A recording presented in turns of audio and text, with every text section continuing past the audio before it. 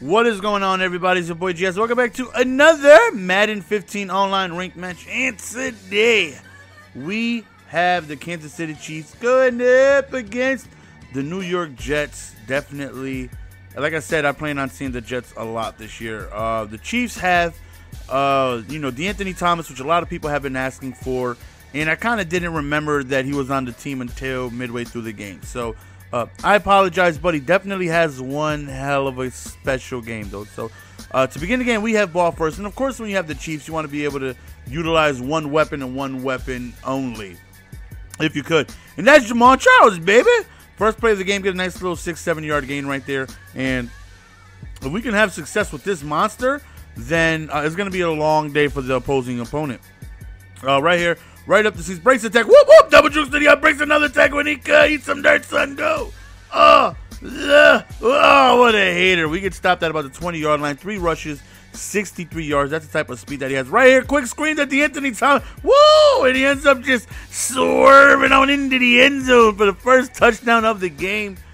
Thomas coming through, first time he touches the ball, ends up taking it to the crib, and they definitely have a nice 1-2 punch with Thomas and Charles, Thomas has a nice double juke that you will see throughout this game that is absolutely special. And you guys are going to see that coming up in a little bit. So, right here, man, breaks the sack, but then we end up getting him down. And I believe he was going with Geno Smith this game, which I would figure most people would probably go with Vic, just a little bit more speed.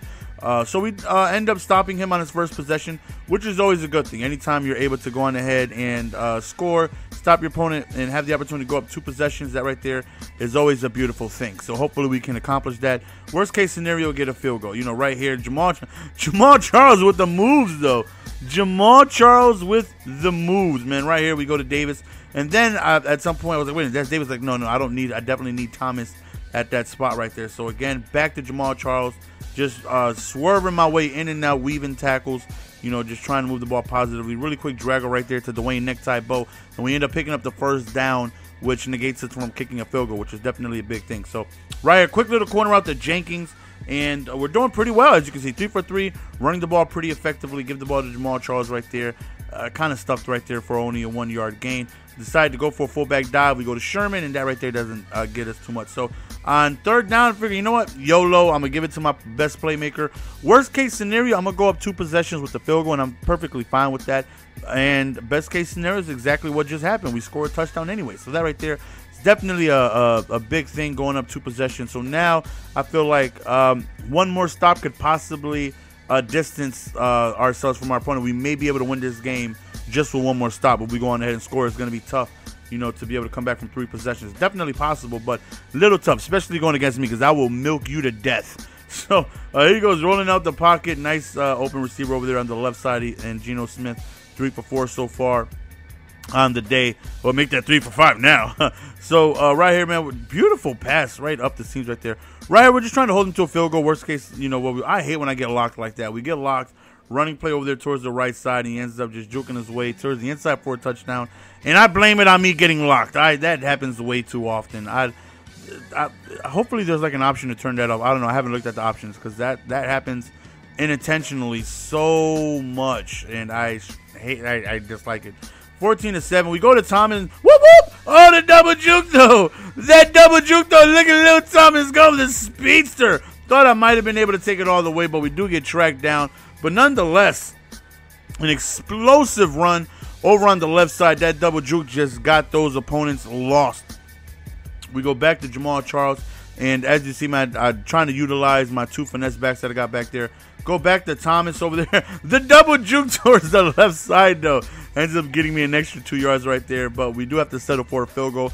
And I'm fine with that. We go back up 2 possessions. And hopefully, as long as we don't give up a score here, we're going to go into halftime up 2 possessions. And that's all where it is I want to be going into halftime. All I want is by the time we reach halftime, I just want to be able to have the lead. So a multiple possession lead is definitely always a beautiful thing to be able to have that. So that's exactly the case here. We're going to go into halftime up 2 possessions. Now, he does have ball, so he does have the opportunity to go ahead and cut that down. But as always, when you're up 2 possessions, I'm guaranteed the lead with the ball back. So from here on out, it's up to my offense to win me this game. I can give up a touchdown every time he touches the ball, but as long as I match his scores, he's not going to be able to win. So right here is just all, you know, on my offense. You know, and this is the type of situations I like to be in, because when I'm in closer, you know, situations where if I'm down or if they can regain the lead with the score or whatever, it's frustrating. Definitely, like right here, you know, it's a little upsetting that we gave it that big play. But it's like, you know what? I'm winning. I'm good. You know, I'm going to get the ball back with the lead no matter what. So it's a little less frustrating. I don't get too upset with myself. Right here, man, we get a block shit over there towards the left side, and Holly ends up getting his 3rd sack of the game. Those guys right there are just huge. Look at Houston in coverage with the interception. And the Chiefs, you got Houston, you got Holly, you got the Holly Llama back there, and the Holly Llama is an absolute monster. Right here, we go back to Thomas. We go back to Thomas, and he's having himself a spectacular game. 3 rushes with a whole lot of yards. Between him and Jamal Charles, man, they are doing themselves an absolute wonderful, wonderful job of being able to, you know, run the ball and make it difficult for him to, you know, get back in his game. Because, you know, as long as you're having success on the ground, it should be difficult for your opponent to. Look at that run, though. Look at that swerve to the left. And, yo, the double juke is where it's at. The double juke is where it's at. If you're not double juking, you're not living life. You see that double juke to the left, and then that double juke to the right, and then touchdown celebration. That's how it is, man. Just them double jukes are ferocious. Ferocious. That's a combination of for real and ferocious. Ferocious. They're ferocious, baby. So 24-7. I definitely feel like this game is in hand. And right there, don't test the user. He is so disrespectful. Beautiful interception by the Holly Llama. Excuse me, the Holly Llama right there. Who went ahead, 3 sacks, interception, doing a great job. Had the screenplay right there, but unfortunately, we end up getting it batted down. So we end up have to settle for a field goal. That drive could have went a lot better. You know, I should have been able to just run the ball. Really not thinking. Should have been able to just run the ball and, you know, be able to kill a lot more clock and, you know, get this game closer to them 000s.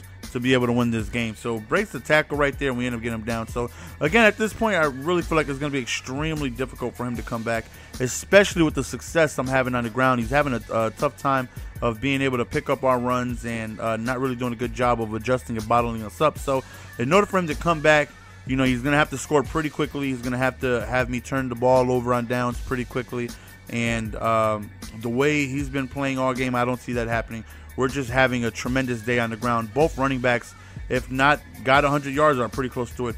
Right here, I'm trying to go for the pick, and unfortunately, I just got no animation whatsoever, and he ends up scoring a touchdown. So he definitely still has an opportunity to make something happen. So right here is just all I got to do is keep the ball on the ground, keep that clock moving, and, you know, just not allow him to, you know, get his offense back on the field. So we go back to look at the double juke, though. Look at the double juke from Thomas, though. It is nasty. 6 rushes for 145 yards. Whoop, whoop. Right there, I did like 8 jukes in a row. Yo, Thomas and Charles is such an amazing backfield. Now, don't get me wrong. It's no McCoy and Sproles. But Thomas and Charles is such a dynamic duo. I definitely see myself playing with the Chiefs, you know, often because they're fun to play with. Them and the Eagles, I like having 2 back sets, you know, and I definitely like the Chiefs because Thomas was having himself a spectacular game. His elusiveness, his agility, his juking is just tremendous. You know, the only problem is he has a pretty low carry rate. He's a small back. He's a pretty small guy. You know, at least he is in the game. I don't know anything about college football. Maybe he's 6'8". I don't know. They made Jamal Charles white last year, so who knows? Maybe Thomas is 6'8", and they made him look small. He looked small in the game. And definitely looks like a back that can't really take a big hit. Like, if the Holly Llama were to go on ahead and crack him, he's probably dropping the ball. But, you know, nonetheless, that's just a very good intangible duo to be able to mix in back and forth with Charles and Thomas. And as you see, we had tremendous success this game, being able to mix in both running backs, being able to scheme around them too, and just being able to play, you know, that good running ball football. So as you guys can see, man, we pretty much come away with the victory, man. That's the end of the game, guys. Hopefully you guys enjoyed. Let me know, you know, what do you guys think about Thomas? Rookie of the year? Rookie of the year? I don't know. He's looking mighty good this game. Thomas had a hell of a game this game. Let me know if there's any other rookies that, you know, maybe I'm missing, I haven't played with yet. Let me know. I played with Manziel. I played with Bortles. You know, I played with the Raiders, but I don't think Mac did too much of anything. offensively that I can actually control. Anyways, that's the end of the video, guys. Appreciate the support. All the likes, favorites, subscribes. Really means a lot. It's your boy GS. I'm out. Peace. Give it to me, baby.